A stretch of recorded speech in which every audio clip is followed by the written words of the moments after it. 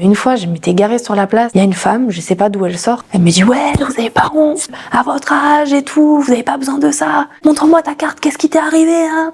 Là, je dis « Mais attendez, je vous dois pas des comptes à vous, en fait, genre, c'est hyper personnel ce qui m'est arrivé. » Elle me dit « Ah ouais ?»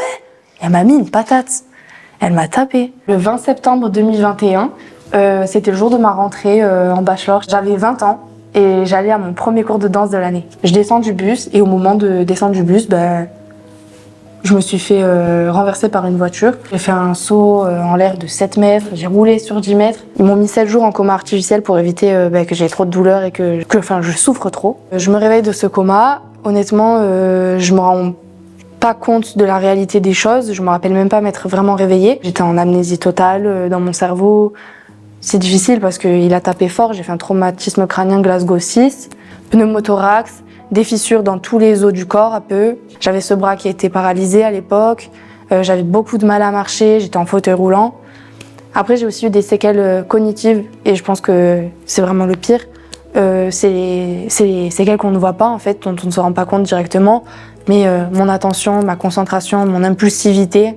Je suis restée à l'hôpital quasiment 2 ou 3 mois. Les premiers mois, les premières semaines, très longtemps, j'avais l'impression que c'était un rêve. J'arrivais pas à réaliser. Je crois que l'acceptation de la situation, elle n'était pas totalement faite. Enfin, j'arrivais pas à me rendre compte vraiment. Quand on est à l'hôpital, on est cajolé, on nous emmène le repas, on nous fait nos soins, on a tout ça autour de nous. Il y a les gens qui nous rappellent qu'est-ce qu'il faut faire, à quelle heure il faut que tu sois là-bas.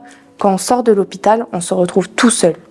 Et encore plus quand il s'agit de handicap invisible, vu que c'est invisible, aux yeux de la société, on n'a rien. J'ai un handicap entre 50 et 80% reconnu par la MDPH, donc j'ai pas rien, je le sais très bien. Le handicap invisible, le handicap cognitif, la cérébrolésion, comme j'ai, c'est un handicap qui évolue dans le temps. On peut pas dire en un jour, bon, elle a ça, ça et ça, c'est bon, c'est fini. Parce que tous les jours, j'en apprends sur mon handicap, tous les jours, je crois que j'ai réglé un problème que j'ai au niveau de mes séquelles.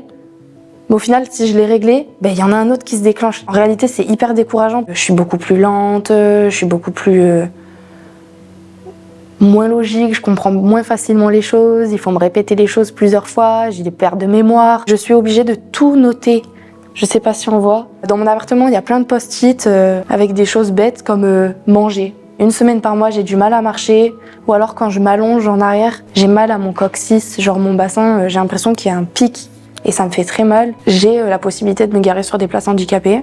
Une fois, je m'étais garée sur la place, il y a une femme, je sais pas d'où elle sort, elle me dit « Ouais, vous avez pas honte, à votre âge et tout, vous avez pas besoin de ça ». Je reste polie, je dis « Madame, vous connaissez pas mon histoire, vous savez pas ce qui m'est arrivé en vrai ». Et là, elle avait son enfant dans les bras, et elle donne son enfant à sa copine, et elle s'avance vers moi. Et là, elle me dit ouais, répète, montre-moi ta carte, qu'est-ce qui t'est arrivé hein ?» Là, je dis, mais attendez, je vous dois pas des comptes à vous, en fait, genre, c'est hyper personnel ce qui m'est arrivé. Elle me dit, ah ouais? Et elle m'a mis une patate. Elle m'a tapé. J'ai tourné la tête comme ça et après, je suis partie en pleurant, je suis rentrée chez moi. C'est horrible. Mais rien que l'acceptation, pour moi, elle est pas faite. Alors, si les gens, ils acceptent jamais mon handicap, c'est encore plus dur. Il y a ce désir totalement de réussir à retrouver la vie où je l'ai arrêtée. Mais en fait, on ne vit plus comme avant. Quand on est jeune, on se cherche, on sait pas vraiment où on est, qui on est, ce qu'on veut faire, ce qu'on va devenir. Et du coup, là, on me demandait de dire adieu à la fille que j'étais en train de construire, de forger, et de me présenter à la nouvelle Cléo. En fait, c'est ça qui est compliqué, c'est que je me laisse pas trop, parfois, le droit d'être triste.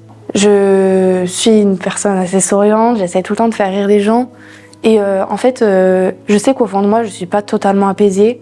J'ai beaucoup de rancœur à l'intérieur de moi-même envers le monsieur qui m'a renversée à l'époque, contre les fausses copines qui m'ont un peu lâchée pendant cette période-là où moi-même je me cherchais et elles comprenaient pas que je sois un peu différente. Du coup, elles sont parties, elles m'ont abandonnée comme ça. J'ai vécu des choses que j'avais pas à vivre à mon âge, que j'ai vécu trop tôt, selon moi. Je les souhaite à personne, en fait, je dis trop tôt, mais je sais pas vraiment s'il faut les vivre à un moment dans sa vie. Ça m'a obligée à avoir une maturité sur la façon de voir la vie pour avancer plus facilement et réussir à guérir à l'intérieur, en tout cas, du mal-être que j'avais en moi à cause de l'accident. Je suis fière de moi, mais je sais que pas à 100%. Peut-être que je suis trop difficile avec moi-même aussi, mais je sais que je pourrais être fière de moi quand j'aurai réussi à avoir une vie stable au niveau du travail surtout, que j'aurais réussi à trouver ma voie. Dans mes relations avec les garçons, trouver un garçon stable, parce qu'on se rend pas compte, on n'en parle pas assez, mais mes changements d'humeur, mes émotions que j'arrive pas forcément toujours à gérer, la première fois ils disent bon ça va, la deuxième fois ouais bon.